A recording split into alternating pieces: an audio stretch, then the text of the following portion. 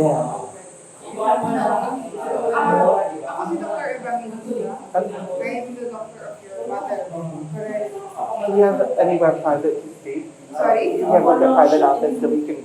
I'm sorry, this is as private as it can get. Oh, really? Okay. Yeah. So unfortunately, this is the only thing that I can offer to you right now. Okay. Alright, so I'm glad that you went here because I was planning on calling you actually. Yeah. Yeah, I was supposed to call you like later this afternoon. Oh, you were? Yeah. Yeah. Alright, so the social worker informed me of your response previously. The thing is, sorry to interrupt you, but Yeah. like the social worker, I've been having like not, I'm not angry with her, but as you can see, I was really eager to like get a follow up from you for the past few days, Uh-huh. and she's like, I'll follow it up with a social worker, and then that was Thursday, and then now it's Saturday. I've been asking her constantly. Alright, so for now, like, your mother was brought here by the social worker Her, of yeah. the barangay of Eastwood.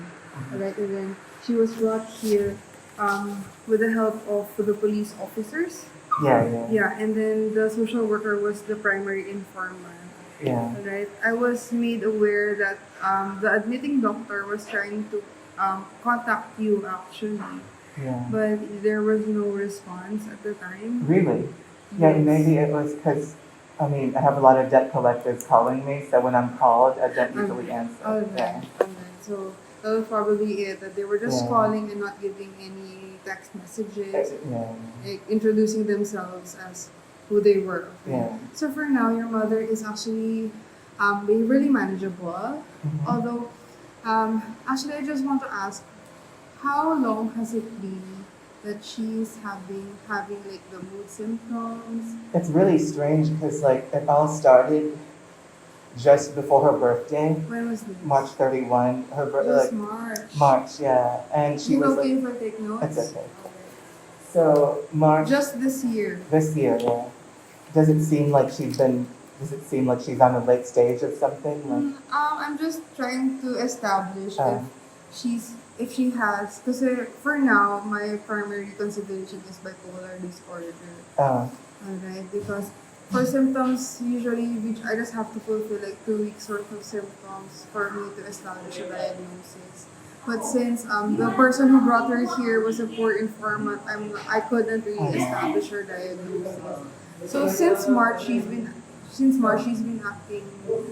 What have you observed? it all started, she was uncontrollably crying. Alright. Yeah. Sorry, because I also have excuse Yeah. me, are you sure we don't have like any kind of private office that we could speak with, like the both of us? Yeah, just like a private room, because I'm not comfortable like talking about my mother, my private life, like around people. You I'm know, sorry, but like this it's is really all not. that It's okay. I'm sorry. Okay. Yeah. You can keep our voices low if you want. That's okay. But then rest assured that whatever we talk about will be confidential and just between the two of us. Okay. And that it will be it will just contribute to the care of your mother. Okay? I'm good. I'm comfortable. It's so it started out March. as her crying uncontrollably about her dad because her dad passed away due to really malicious. It was murder, Mhm. and I'm not making it up. Like a matter of fact, it was murder, Mhm. and a family member was behind it, Okay. and it was unresolved because things happened in between. Like the lawyer had complications, and we couldn't file charges formally. The only witness that we had went missing. And I know it sounds like I'm also crazy by telling you this, but this is actually the truth of the matter, you know? And she's been able to carry that on her back for so long now. And she never got to grieve him properly, you know? So she started crying. She was like, I wish I could have done more for When dad. did her father die? Huh? 1999, 2000, yeah. Okay. So it's been a while, you know, she carried that. Alright. And before we continue, I just want to say that my mom is a recovering addict. So, I don't know, like weed, maybe something else, So she has history of using drugs, drugs. substance abuse. And the fact is, she found out she was pregnant with me when she was in rehab, 1997. 1997. Yeah. Okay. And then, 2 years later, her father died. And that was after him, after he got to meet me. It was like a really emotional roller coaster for her, those 2 years, you know? And so he promised her the childhood home that she grew up in, because, he saw me. And then the person who killed my grandpa took that home and sold it, you know? Who was this person? Because how was the person able The- to just get the Yeah, 'cause- property of your grandpa? Because my grandpa had both of his legs cut off already from diabetes. I have it too. From So, complications of complications, diabetes. yeah. Alright. And it was his brother. The brother started taking care of him and appointed a caregiver. And they started just basically physically abusing him, getting him to sign, because that's the thing, his signature on the documents is forced, you know, not really his own. So it was that, and then before he died, he went missing for a couple of months. And then the only reason why we know that it was a murder was because there was a person called Jesus. I don't know, that was his actual given name. During the funeral, the wake, he approached my mom and he was like, so this is what happened. He got smothered by a pillow by the brother, or the son of the brother, either with Jason was his name. So my mom said, okay, well, keep in touch. We'll find a way to get justice. He wrote the home number of my mom on his finger, on the side. And then he was never heard from again. He was meant to call us. Mm-mm. So as you can see, it's a lot of really suppressed, unresolved issues. That just came out this month. This March, yeah. Just this March. And she started. What could have been the trigger? Is it the death anniversary? No. Not even. It was her birthday, March 31st, and 2 weeks before that, she was already feeling it. You were already observing some symptoms from Yeah, Be- crying. I thought it was just grief. I thought it would just pass, and with my guidance and my kindness, that I'll just nurse her through this bumpy road. But then she started, after her birthday, it started getting much, much worse. She started going out. At around April. April, the start of April. She started going out. What did you observe from her other than the crying spells? Yeah, she started going out and basically harassing me for money, for cigarettes. Is there a possibility that she could have returned to drugs? No, because we don't have any money. We've always been, ever since my grandpa died and my grandma died, we haven't really been in the best financial shape. We had to sell the house, we had to sell the car. It's basically, we're renting right now. Mm-hmm. And I'm actually going to be evicted next month if I don't find any solution to it. So the thing is, the reason also why I came here is to just officially tell you that she was my guardian, because I also have a disability. I have really severe OCD, and I was being taken care of by her. And then Ms. Labrador told me that she was basically forcing me to be her guardian. By the time she gets discharged, she was like, "You'll be the legal guardian, not me," in all caps. No compassion, but that's not the point. What would happen? Because we don't have anybody else, and I can't be a guardian to her because she was my guardian. I understand. Unfortunately, since you're the only relative that she has here She in has the a Philippines, sister. yeah, is that correct? So for now, kasi, she's still under observation, so she's not yet for discharge. But I see her being better in the next days. So siguro within the week, since you will be now the official informant of your mother, not a the guardian. social. Yeah. No, just the informant. Yeah. Alright. However, once she gets discharged, ultimately you will be also the one responsible for her. But that can't be because she was already responsible for me. Yeah. So how can I be responsible for her? Yeah, I understand how this is a bit confusing in a way because Yeah. since you're the son and then she's the mother, but for now she is incapable of making her own decisions since she is admitted in a psychiatric facility. So she's not yet of sound mind. Well, I'm also not I'm also trying my best, Yeah, I understand. It's why it took me a few days to get here because I was having panic attacks. I couldn't handle it. I was just in bed. Yeah, I understand that it's also difficult for you. We're gonna end up. I'm gonna just say it to you plainly. We're gonna end up homeless in the street if she gets discharged and I'm the guardian, because we're not gonna have food. I'm already running out of food. I don't have like money for bills. Like I don't have any job. You know, it's really it's bad. So I understand that it's a difficult situation yeah. right now. But I'm not even trying to appeal to you personally. I just want to like see like a road. yes, Yeah. yes. I understand the picture that you're trying to tell me, but when she gets discharged, she's not allowed to stay here for long periods of time. Yeah. Right? So once I assess her and I assess her that she's ready for discharge, you have to pick her up. Or if she won't get picked up, she will be sent back to your house, your address. Okay. Alright. So let's continue with the Yeah.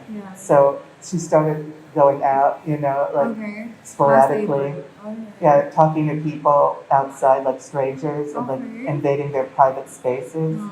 She's like, even though they exhibit clear signs that they don't want to talk. Like for example, there was this time when someone at the salon was getting her hair done, and my mom wanted to like speak to her, and like when they didn't want to talk to her, like she started being aggressive.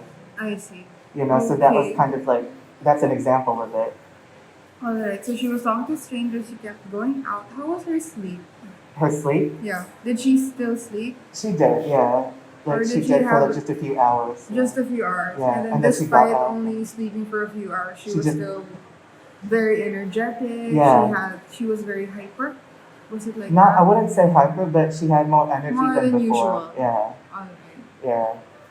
Okay. And then she just started, and it got worse and worse. And I have a bunch of stories, but like it's gonna take up all of our time. So basically, she was assertive, aggressive towards people, Okay. asking them for help, for money. I mean, the thing is, it's kind of, I mean, it might be offensive to you if I said this, Go ahead. but it's kind of reductive and a little bit sad that we chalk this up to like an illness instead of addressing the core issue, which is her father got murdered and no one's answering for it.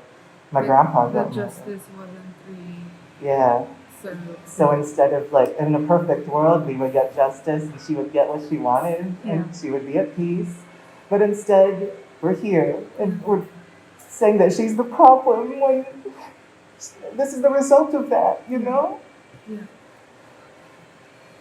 I really feel so sorry for her. You probably, I don't know, some people might have thought, oh, I didn't care because the social worker brought her here, but I love her so much.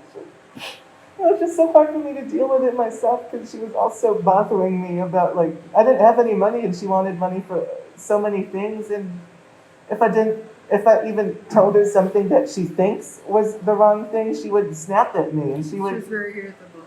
yeah. Yeah. She was telling me that she has a job lined up for her. Is there any truth to that? I think it could be true, but the thing is, it's a lot of half truths. Like she lies to me a lot. You know, she does. That's like the main thing that I'm having trouble forgiving her for. Because every time she goes home, she's like, "Oh, like I have this thing. Like, you know, people told me that they'll help me out and they'll look out for us. We're safe." But I think sometimes it's what she was just telling herself. You know, like just so I could be at ease. But it could be possible. Yeah, I still believe her somewhat. It's not possible.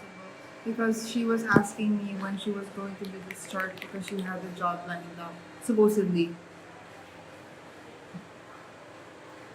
So I wasn't sure if it was a delusion or if there was any truth to it. That's why I really wanted to talk to you. I don't know the You're truth. not sure. I don't know the truth. But I want to believe it because some parts of her are still real. Like they were still like I can see her. You know, I still saw her. Mm-hmm.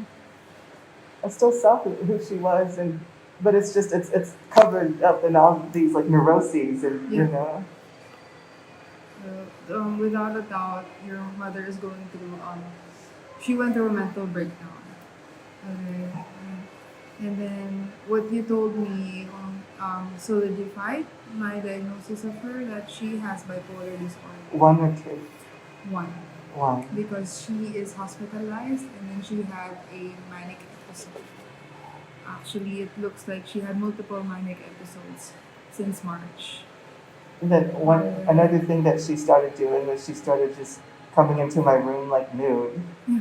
and like because my bathroom was the only bathroom in the condo was in my room, Yeah. so she started just going in to like Just barges in. use it, yeah, and then without any clothes on, Ice. like that sort of thing. Yeah, those are that fits the diagnosis.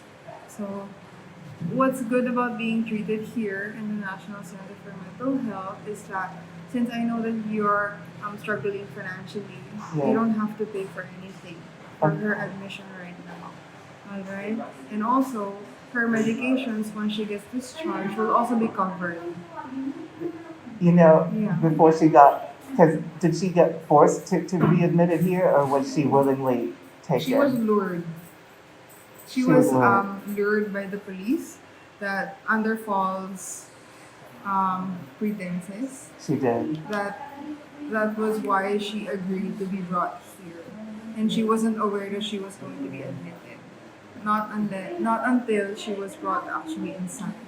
So she had an episode when she got admitted, like Yes. She couldn't accept, of course, the admission that most of our patients here are involuntarily admitted in the first place. So I was explaining it to her, and then she's complying with the medications right now. So she has no trouble cooperating with us. And then whenever I talk to her, she's very cooperative. I just want to observe her for a few more days to see if she has any side effects with the medications so that at least she's in the hospital when the side effects occur. it's a controlled environment. Yeah. So it might be also safer for her when the side effects come. But for now, I'm not observing any side effects. So hopefully within the few days, she can go back to her normal functioning. But you have to since you're the family member and also responsible, you have to ensure that her medication intake will go through even after her admission. Alright?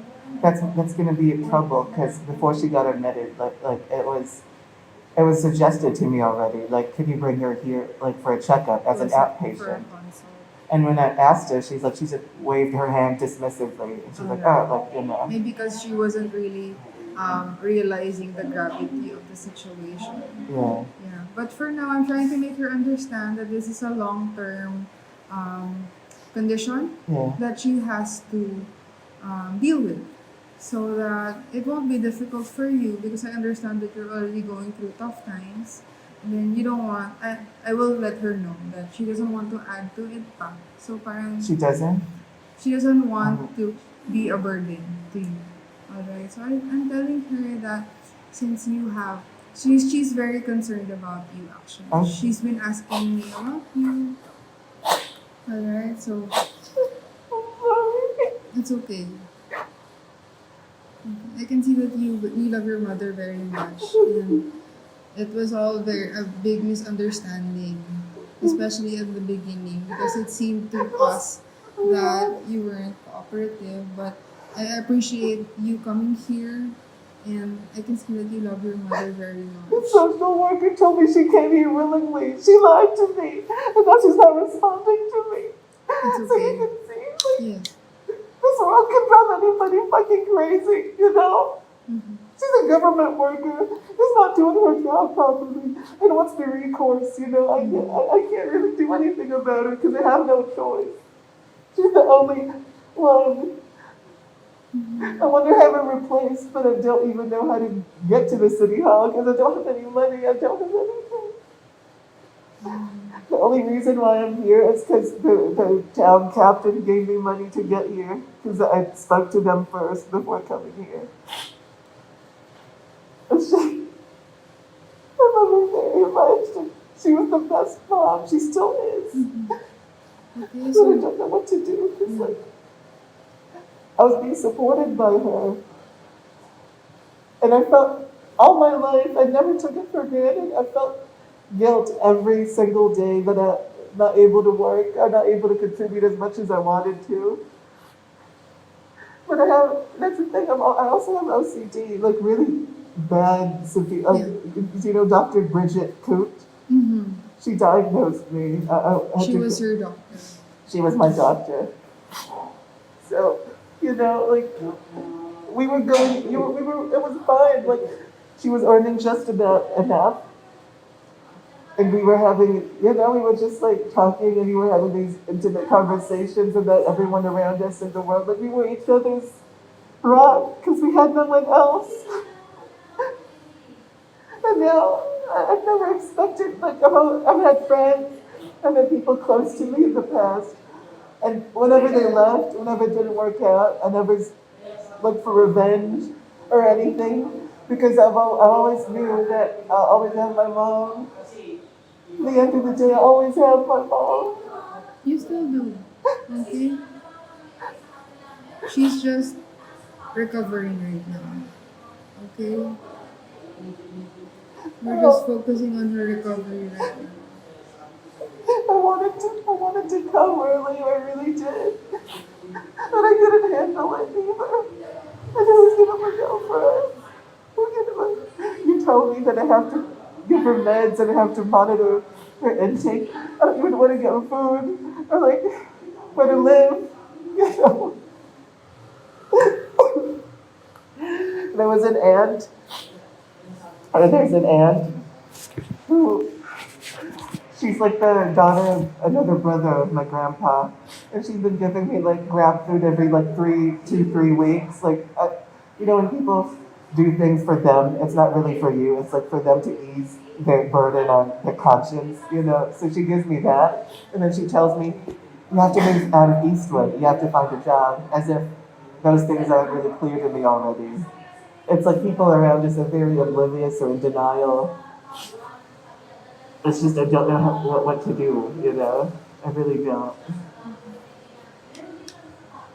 And the world's full of people like us, like not seen in movies or art, like not really expressed outwardly because it's not marketable, you know? So all our problems often get dismissed and we get told to just get a job or to do this or do that. So that's why she is the way she is right now. She never got the understanding from anyone else but me.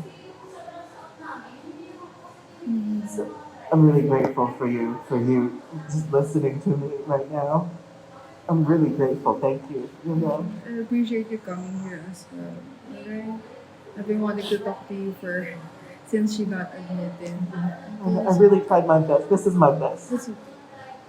Okay? Yeah. I'll let her know that you visited. I can't see her.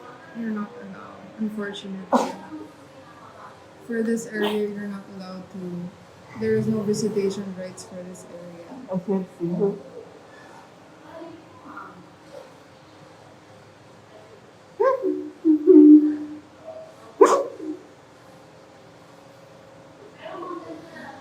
Since I'll just explain to you, right? So this is the area after the emergency room. So this is where the very acute patients Yeah.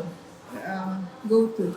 So this is usually around 1 to 2 weeks of observation, strict observation that relatives aren't allowed to visit the patient, not unless they get transferred to the acute female pavilion, which is in Pavilion 3. What is that? What's the difference? The difference is that that is the general ward, so she will be mixed with all the other patients if ever the time comes. But I don't really plan on making her stay that long for her to be transferred to the other pavilion. Okay, so I just want to inform you that in the succeeding days, you have to be ready. Prepare whatever you need to prepare so that when she goes home, you will be ready to accept her back home. What if she starts going out again? What if she doesn't take her meds? I will tell her that when that happens, you can return her for admission anytime. Okay? Because we tell patients that so that they won't keep coming back here for admission, they have to drink their medications. Okay? Unfortunately, the the more times a patient gets admitted, the worse their prognosis gets. I'm not taking my medication either. You're not using it. I'm not. So, what if you're open to it for her follow-up consult, you can also schedule your follow-up consult on the same day, so you can just go to your consults together here at our outpatient. And then when you get your consults here, you also get free medications. So as long as you get your checkups here, you can get your supply of medications as well. So that's one less thing that you have to worry about. I just worry about where we'll live, what we'll eat, and what we'll do, because there's really nothing, you know. I could sell my phone, I could sell my clothes, but it's like, I need this to even look for things that I can do for a job, for anything. I understand. It's really a difficult time for We really have lots of no people. one. I don't know. I don't know what will happen. You know, like maybe a miracle, but as things stand right now, there really is nothing that I can do to help. Like I can't even feed her. I can't even feed. I can barely feed myself. I only have a few hot dogs and some rice at home, and I've been saving that. You know, and it's like a lot of people. For example, when I applied to be a disabled person, right, in the city hall, Quezon City, I wanted to get PhilHealth, and they told me go to SSDD, and they told me, well, they might not help you because you speak English and you dress the way you do. So you know, it's like just because I'm not drooling from my mouth and like fully given up, and I'm not being wheeled everywhere, and I'm not homeless. Like people just don't respond to that. You know, I feel like being strong has its own disadvantages, like being dismissed, or people just assuming that you can just keep taking what life's putting on you until you give up finally. So that's my thing. It's like, what am I going to do? Because there really isn't there's not a thing that I can do. You know, like I'm not going to leave her. I'm not going to like let her just, you know, like fucking deal with it on her own, because that's not going to, I can't. I'm her son. But at the same time, we're going to end up being homeless, the two of us. So that's why, within your professional capacity, if you could you help me just find a social worker that can understand, not even care, but understand the gravity of my situation? Because Ms. Labrador, Yeah, she hasn't responded since Thursday. no response. She hasn't Any told me. response from the barangay or any other No, I office? scheduled. No. No. I scheduled like a indigency Yeah. form for me on Monday. So that's what I'm gonna do on Monday, and then hopefully they're gonna drive me here when she's gonna be discharged or something. Alright. We'll let you know when that's available. Okay. Okay. Take all the time you need, because like I want her to just. I want to cover all the bases. Alright. I want to have all the eventualities and the possibilities just figured out, and because I don't want her to get violent again, like even verbally Yeah, abusive I is understand. bad. We're just trying our best here to adjust her medications accordingly and observe her side effects. Alright?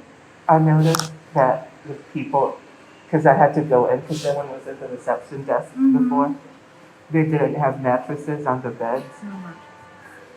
so people sleep on the frame, the bed frame. Bed frame, because the mattresses can be used by other patients to harm other patients. Really? Yeah.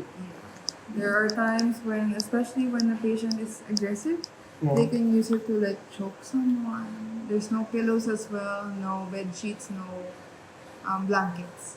Because again, so blankets can be used for suicide, like hanging themselves. So we try to limit possibilities like that. So for patients right now, they're only sleeping in bed frames. Okay. Yeah. But she has her own bed here. She has her own clothes, her uniform. Right. What happened to her phone and her bag? Her phone is under. We're keeping it right now. Okay. Until she gets discharged, she will. You will return it to you. Okay. Alright. whatever she came here with, it will be returned. It is just under our safekeeping. Because some of her things were returned to me, but not her phone or her bag, just her clothes. Right now? No, some were returned to me, like some were delivered to the condo. No. When she Oh, gets yeah. discharged. Yeah, okay. Yeah. So that will all be returned to you. Yeah. Okay? Okay. So that's all for now. So I appreciate you coming here today. I know that things are very difficult right now, but I'm glad that you made the time to go here for your mother. Thank you for being present. You know, I know it also takes a lot. You know. Thank you. If you want, I know that money is tight right now, but if you want to leave her some food, you can leave her some food. Okay. I'll maybe if I can get something from someone like a friend. I don't know. Like I can leave her. No problem. Okay. So she's not allowed to she's not allowed chocolate, soft drinks, or just like that, like bad food. Like an indulgence. Yeah. So she can eat bread. She can bring her bread if you want. That's okay. I wish I had something. I really don't. That's okay. I'll let her know that you visited her and that you're hoping for her fast recovery. Could you tell her I love her? I will. Okay. Thank you. Well, thank you. I'll go ahead. Sorry, could I get your name again? Mr. Evangelista. Eventually. Thank you. Thank you. Take care.